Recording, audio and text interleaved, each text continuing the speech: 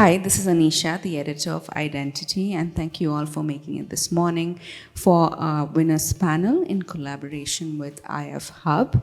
We have an amazing round of speakers here today, and we're all here to discuss the concept of the art of design in terms of storytelling as well as curation, and whether storytelling informs the place that we're making, or whether we can form a story of it the other way around. Please introduce yourselves and tell us a little bit about the latest project you worked on.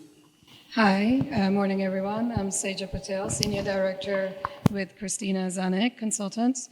Some of our latest projects are, of course, on the hospitality end, since we're doing that, but of course with the region as well. There's a lot of branded residences that we're doing as well, and I'm excited to kind of share my thoughts on this amazing topic. Hi, good morning. My name is Kerem Cengiz. I'm the Managing Director of LWK & Partners here in Dubai and Riyadh.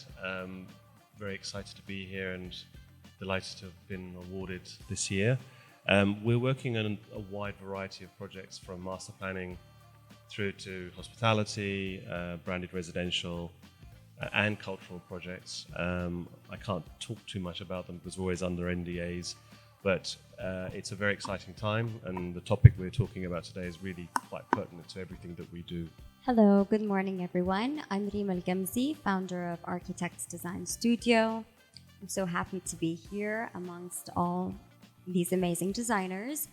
And we recently handed over our major project, which won the award for the Identity Design Awards. It's called Green Coast, and it's a multi-complex project. We're working on exciting projects as well, like a hospital, so that's under construction at the moment. We've got some mosques in the works, a lot of residential projects, and a very exciting F&B project, which I'm excited to share with you guys very, very soon. Good morning. My name is Peter Caruso. I'm a co-founder of Augusta, Architects and Designers. Our most interesting project is a farmhouse in Pakistan right now. It's something we just took out of the blue, and I'm enjoying working on it. We try to do a variety of projects. We've done data centers, luxury villas, boutiques, restaurants, wherever our curiosity and our sense of risk and danger takes us. So let's start with you, Peter. What's your starting point when you want to create a story around a space that you are working on? First, context, because we work in different countries, so we try to learn first. Before we start, we do a bit of research about the context, about the surroundings, So the starting point is always, where are we? And we try to have a very humble approach, so that we don't come and, we're going to leave our mark. We try to learn about the context, about where we are, and that's our starting point always. Okay, Reem, what about it? What about you?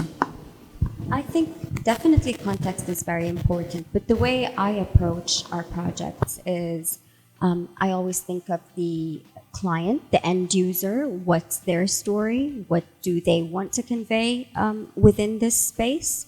So throughout the entire design process, the end user is always playing in the back of my mind, basically.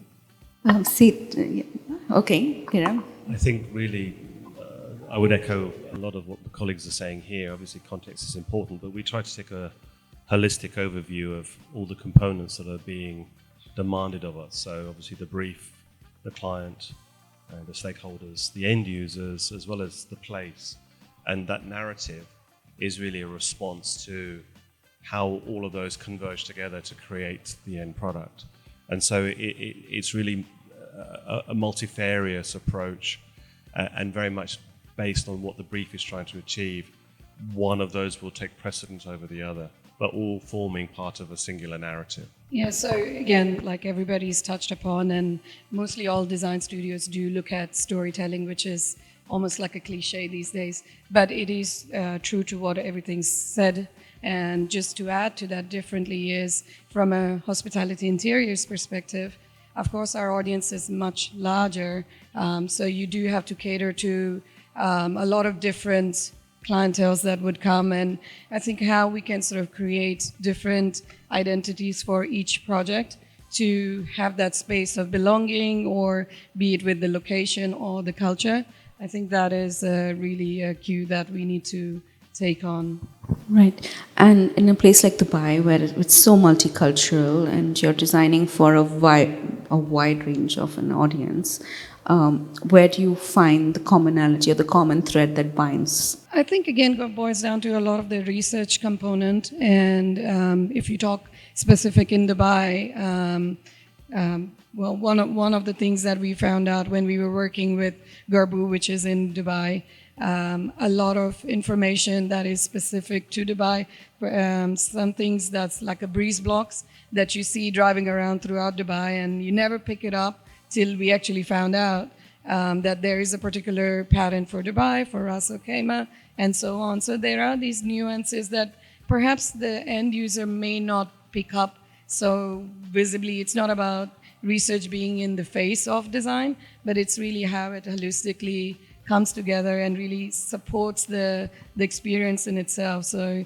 a lot of research into the museums and everything. And of course, Sheikh Al Latifa was guiding us throughout the cultural and the locality aspects as well. So there is a lot of research that perhaps maybe not surfacely sees, but goes into every little component. Perhaps even in the furniture design, there are some nuances that pick up on the referencing.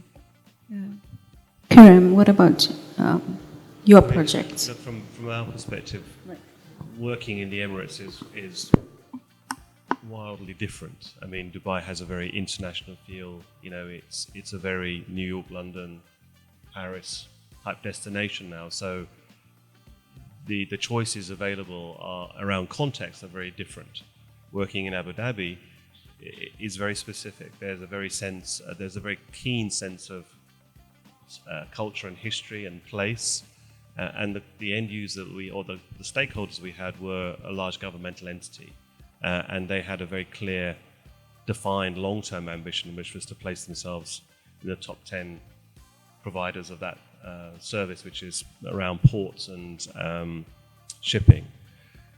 Having said that, they wanted to create a specific identity that wasn't just their own logo, but a visual connector to both the place and the culture.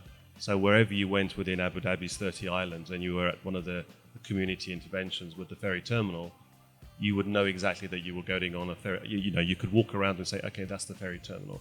And so we looked at the heritage of what was happening in Abu Dhabi and how that then relates to being a marina, a ferry terminal, and the idea of the fishing net and the lighthouse became the drivers of the main principle. And then each of the 30 sites are very specific to place. So they then responded with a kit of parts, essentially modular components that could be arranged in different ways that would respond specifically to the needs of that community. So Saadiyat Island has a very specific, again, quite international feel. Other areas were very much local communities, so it had to respond very differently to their needs. Reem, I'd love to know your perspective as an Emirati architect. Being an Emirati, and also the fact that most of our clients are Emirati, I feel like there is that we have that synchronicity. So I understand where they're coming from, and sometimes there is a lot that goes unspoken, and I just understand exactly what they would want in a space, and culture sensitivity, of course, is very, very important, and it goes beyond the aesthetics. It's also a way of behaving. So how these people want to behave in the space, how do they want their kids to grow in this space. And being, a mother myself and thinking about, let's say, designing a UAE home, even though a lot of our houses look very contemporary on the outside, but the spaces And the programming is very culturally sensitive, and I think that's very important, you know, to bring into the table, and to think, you know, 10 years from now, how does, will this space still serve this family from a cultural perspective? You know, girls and boys, and how siblings would want to grow up, how siblings would eventually want to host. So you know, understanding that helps a lot. And I always try to make sure to bring that into our designs. Peter, I'd love to have your insights on this as well, considering you're doing a house now in Pakistan as well. You've done IF Hub, which is a completely different typology. Well, first, any residence is like a container of memories and experience for the family. So that's how we try to tackle, you know, a project. We have to get to know the family. We have to throw away any assumptions, because we were, you know, especially Dubai is a multicultural city. So you have to throw away assumptions that people want a house in a certain way. And so it's a learning. We try to learn about the family, you know, what their habits and what they like, and then push boundaries where we can bring them to see where we can go with that, and not just assume that's our main let's say perspective on how we design. And how does it contrast against something like IF Hub, which is more like a showroom and, well, a hub in itself, which has different spaces for different purposes? A showroom, which showrooms have changed in the last 10, 15 years. They used to be a little bit like a container, you know, for a jewelry box, where they would be a backdrop to the jewel. I think showrooms have moved now, and they've become a place where you experience and you walk through, and the showroom is not passive anymore. It participates in the art. It's not just the objects. We try to, for example, my background in urban planning, because I specialized in urban planning, we tackled it like a mini city, you know, a place. We try to create vistas, and so whenever you're at any point of the showroom, you always have a view of what's in the next space, and you're encouraged to walk through the showroom and explore and play with it. And Kerem, in your case, like when you have such a massive space to deal with, how do you draw from the concept of experience, as Peter was mentioning? I mean, largely our project, I mean, we're talking specifically about the one that we were ordered for, was very much rooted in public realm. I mean, we spend a good proportion of our lives inside, but we also spend a great deal of time outside. And so as an architect, we sometimes have the habit of thinking about the object in the place rather than the place around the object. And so making that sort of transitionary space in which these community engagements are, you go there to get on something and go somewhere else. It's what the experience of inhabiting that temporary space which was really important for us. So creating connectivity between the public realm, the landscape, the sea edge, actually engaging with, you know, maritime activities was really the key driver. The object was great, but that only worked if the rest of the elements around it were connected. So there was engagement with public realm, engagement with hospitality and retail to bring that place to life. But those were then supported by landscape components and connectivity and mobility issues to make the whole thing a much more seamlessly connected part of the landscape. So you didn't come in and felt, okay, you're entering. You came in and you felt you were already moving from one landscape into another in a natural flow. Right. Sejal, tell us a little bit about how that affects, like, how do you approach hospitality experiences from an experience level?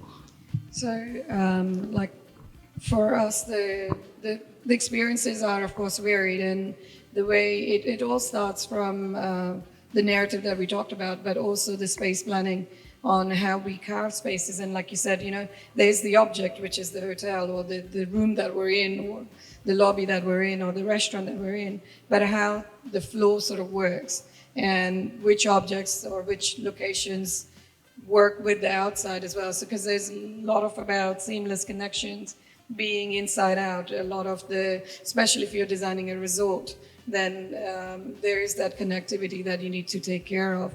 Of course, city hotels are different. So each property would bring a uniqueness to it, but the binding factor of experiences is through how we've carved the spaces and how people can flow naturally within that, and how they can also carve like your private spaces, like what you were saying earlier, that the way you design showrooms are different these days. It's not about the object, it's about the experience. It's similar for hotels. It's not about your home away from home.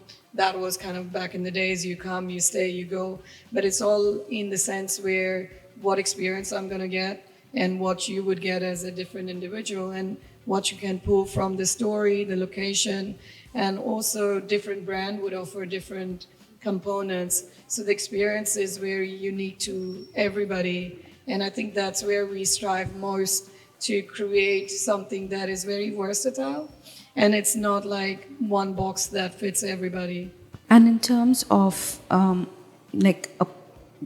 in terms of storytelling, do you form the story then, or at what point do you start to form one? From the onset, the story. So I think, of course, starting point is the research. Sometimes research becomes even a poll. We go out to people across when we don't know the region very well. But the story is from the start. So you take the research, you define a story, that's the narrative, and that's the red thread that sort of goes from, including the space planning. Like, to give one example, where the St. Regis, it's an older hotel now, like 2 years, in the Red Sea. Even the space planning, how the walls were curved, were formed from the wind vectors that were found in the region. So there is that depth of storytelling that not necessarily is depicted in a picture or a piece of furniture. It really is like a holistic experience. And a lot of operators also do sort of support that idea, or some operator, it's a must that you need a story, and each story, regardless, it's a restaurant or you're just doing the rooms or you're doing the whole hotels, there has to be a narrative. And those narratives differ. Sometimes it's a bit more generic, but still has some local context or some uniqueness to the property. And some are more larger, looking at the physical, the social, and the economical side of it. So. Kerem, what are your thoughts on this?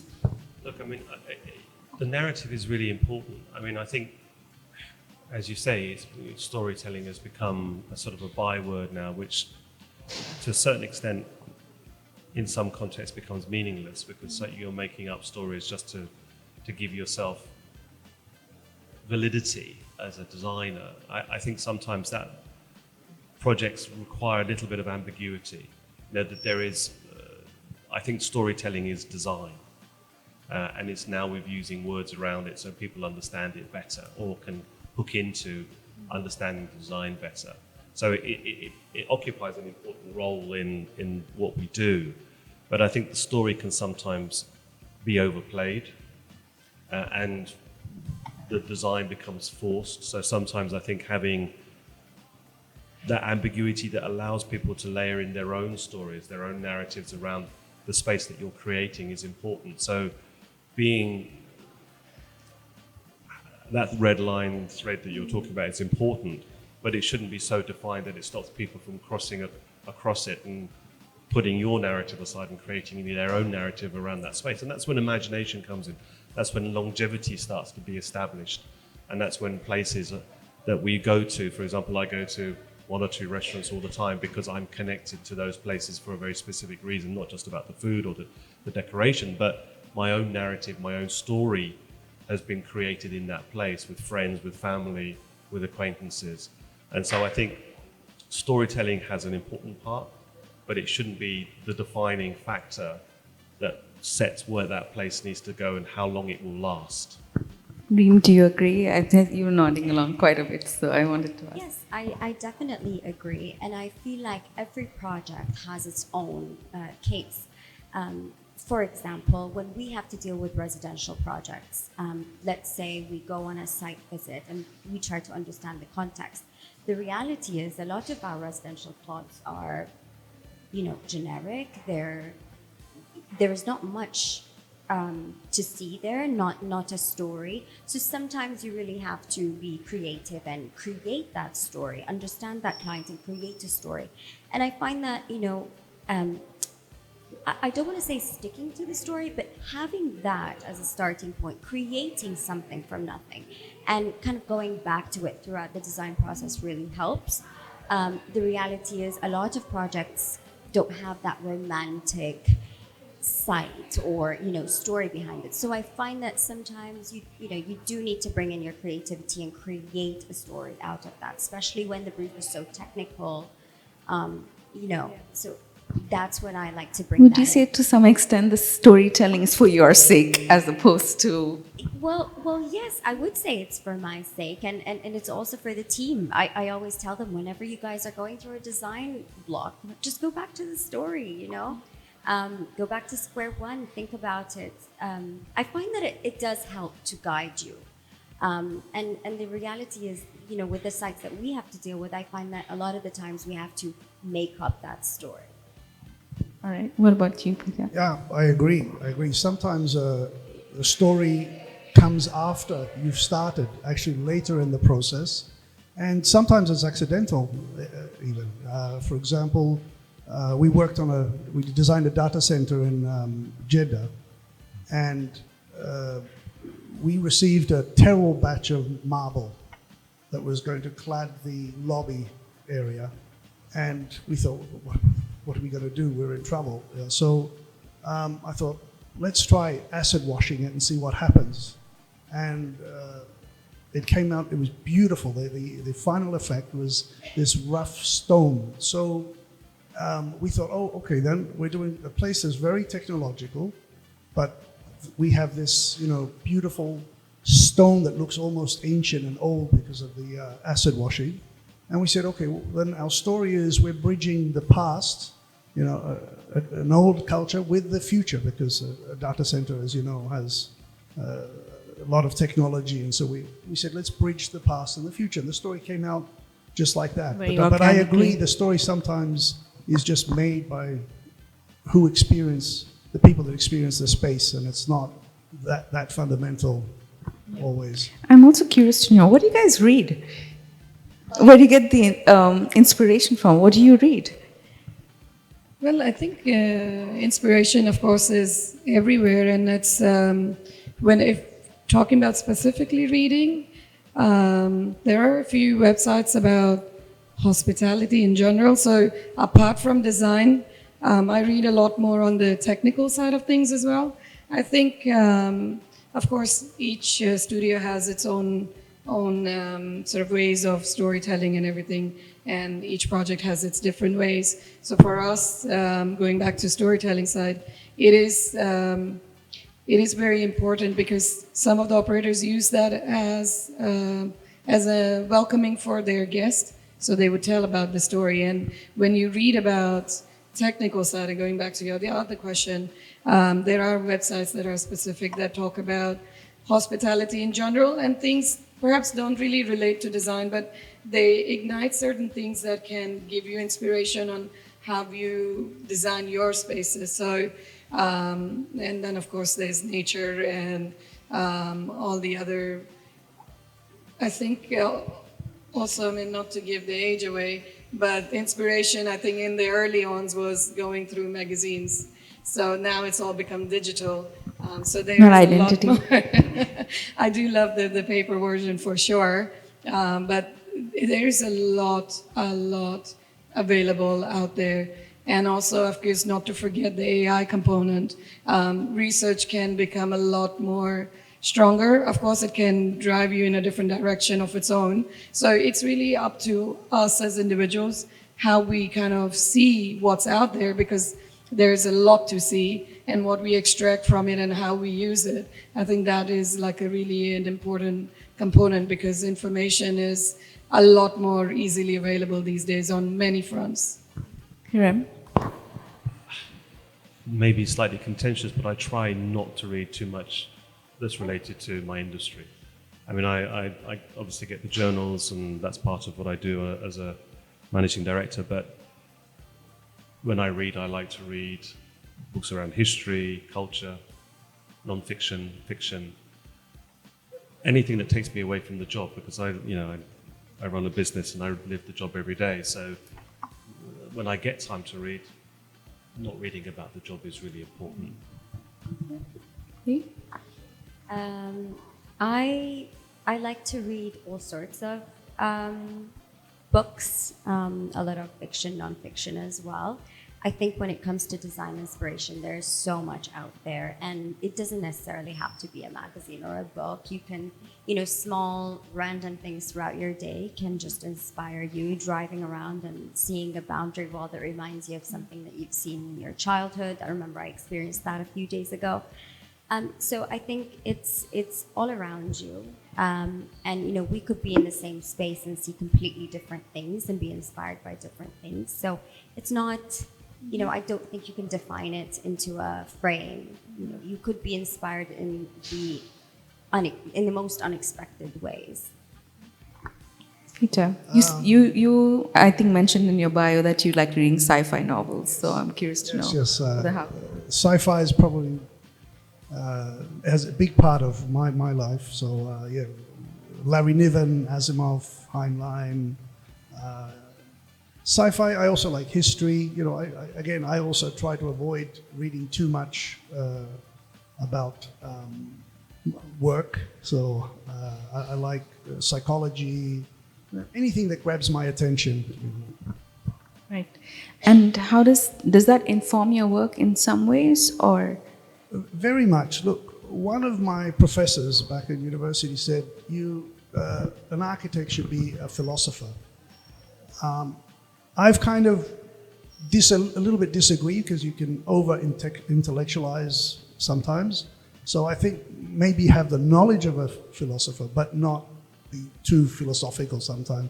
You have to keep things simple. I think our work is almost a simplification, but not a dumbing down, but a simplification of maybe complex ideas. So, because we're just living in a very hyper-connected world, and everyone's on their phones, and everyone's using AI, and everyone's so distracted, how do you start to use the space to start to ground them, to bring them into the experience that they are in at present? I think people's lives are dominated by ritual. That process of doing things, making things, going through a routine. So giving people that opportunity to ritualize the spaces that they inhabit is so important, and so it drags them away. For me, for example, I design my own office. I make my own coffee in the mornings. I don't use an espresso. I get beans, I grind them, I do the pour over. That grounds me for the day. That's a ritual that I've created in that space to make me inhabit that space and really enjoy that space. So I think finding moments at either, at that sort of micro scale, but also macro scale, allowing people to ritualize the space, to then own it in their own way, is, I think, one of the ways that we try to think about how to make people more grounded in the space that we're asking them to be grounded in. So whether that be, I think in hospitality, that's a lot simpler exercise, because the space allows that, you're going into it. In a commercial environment, it's very challenging, because it's a very sort of transient space. But creating those moments is so important, where people can feel stillness, where they actually can be surrounded by hundreds of thousands of people, but yet feel that they're in a place that they feel comfortable with and happy with, and can recognize and be there often. Yeah, I think, I mean, rightly said, but also kind of adding to that from an interiors perspective, there is a lot to offer, like you mentioned. But the reality is it's really hard to take people away from their phones, particularly. But at the same time, the design components need to be so integrated that the technology should not be in your face. And I think that's something as designers we really strive hard, that you come in a space that is warm and welcoming, that has a human touch. So I think, again, going back to have a hotel, a space planned, you kind of take into consideration all those components as well. So it's not only about the surface that you see, it's not only about the story behind a feature wall that has a bespoke art or something, but again, have you come into a reception and what you see, or have you greeted. Again, different brands has their own ways of doing things, but even hotel operators, it's not just the designers, of course, because at the end of the day, we can only do so much, but it lies with the operators. But a lot of operators strive harder in this digital world to bring that human touch. So it really is not one person's job. It is kind of almost like a group effort that we all need to kind of do our part and again, design spaces that people want to Instagram, you know, I think you can't take away that component as well. So it really is something that you try and give them, and, you know, not put, like, say, plugs in the faces of the tables or on the walls, try to kind of keep them on the side somewhere. So, you know, consciously, when you don't see it, you pull back a little. And when you see others are not doing it, you almost feel, yeah, maybe let me enjoy the space a bit more. So I think it's a combination. Yeah, it's really clever about the plugs. Never really realized it till you mentioned it. Reem, what about you? You're also working on a mosque, so that's a beautiful place to hit pause on things.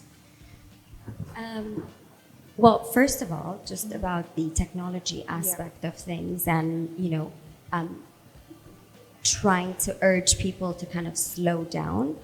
First of all, deactivate your Instagram. I highly recommend this. I did this 2 weeks ago and it's been life-changing. Very strange and scary, but life-changing. It just, honestly, we're so glued to our phones and to what's going on that we stop to notice what's around us. And just that exercise in itself has made me notice, like, the simplest things, and it's been quite spiritual, if I may say so. So definitely trying to create a space where people can experience stillness and pause and calm is something very important. I think designing a mosque, I mean, people are going there for that moment of stillness, so it's not that difficult to create that. It's just in the spaces where everything is happening so fast, how do you urge people to slow down and experience different elements within the space?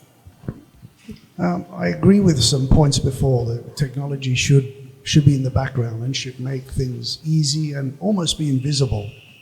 One example is, for example, home automation. I'm technologically challenged, so I have a very low starting point. I said, if I understand it, then anybody can. And so, for example, you know, with home automation, you can control everything, but it should be done very quickly and in a single motion sometimes when possible. I hate, you know, you enter a room and you have to fidget with the lights and the AC and the curtains. That's not helping. That's just it becomes tiresome. So technology should take it's very present because it's not just, you know, electronic devices. It's also the filters in the windows that keep, you know, have a higher heat coefficient, or there's a lot of technology, but it should be in the background and it should be helping and not become something that dominates, you know, the way you use a space.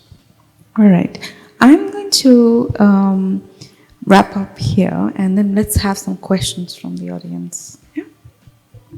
Thank you for the wonderful panel. I actually wanted to clarify something. A lot of things come and go in terms of trends in design. We see how it goes, but some things are there to stay, and they're not just hype. One of them being health and wellness kind of up and up, and in terms of not only the market share, but also it being integration to the design and architecture that we're seeing in the hotel and the private commercial other industries. Can you talk about that subject? Nothing too confidential, I know, but for example, the LV Island or the 2 billion dirham project they're doing in Zabil, the kind of multi-story health and wellness project. Is there anything that you guys can talk about in that sector? Thank you. Obviously, since the 2020 pandemic, the whole concept, I mean, wellness has been around for so long in different ways, but the physical wellness and the physical wellness of us in a space and the environments that we create is now becoming so critical that it's an embedded part of everything we do. So now, before you had LEED for the building, but now we have WELL for the internal spaces. So how do you create spaces that make you feel better? It's not just about furnishing the building with an MEP system or a lighting setup. It's how that lighting system setup and the MEP system physically impacts on you and the way you operate within that space and feel comfortable in that space. So it's here to stay, and it's going to improve. I mean, it's going to improve the way we work, the way we live. I think also wellness is a state of mind, and so it's not just about the spaces that we create. It's the conditions we allow organizations to make places flexible for people to work in, live in, play in. And so, for example, in our own environment, it's very standard. We haven't got any accreditation, but giving people the opportunity not to be there and to be somewhere else and still work is part of a holistic approach to wellness. And I think that's also the case with hospitality. So, whilst you'll have amazing hospitality environments, and my colleague on the right here can talk about that more than me, but going to a hotel isn't about staying in a room. It's about having a set of experiences that make you feel comfortable. So being in a space that is healthy, but also encourages you to go out of it into the environment, and being outside is also an important aspect of making people, that design process, that journey that's created, encouraging people, because people can be very sedentary. You go to I'm in a hotel, I'm paying a lot of money to stay here, so let me just sort of stay inside. And, why? Really it's a place to enjoy. What is that enjoyment? Maybe you are going to just stay in your room and play with the gadgets. Or maybe you've got a lovely terrace or a pool that you're associated where you can get up and have your morning ritual. You can do your yoga, you can do your Pilates, whatever it is. But having that ability in the design process is so critical. Yeah, just adding, sorry.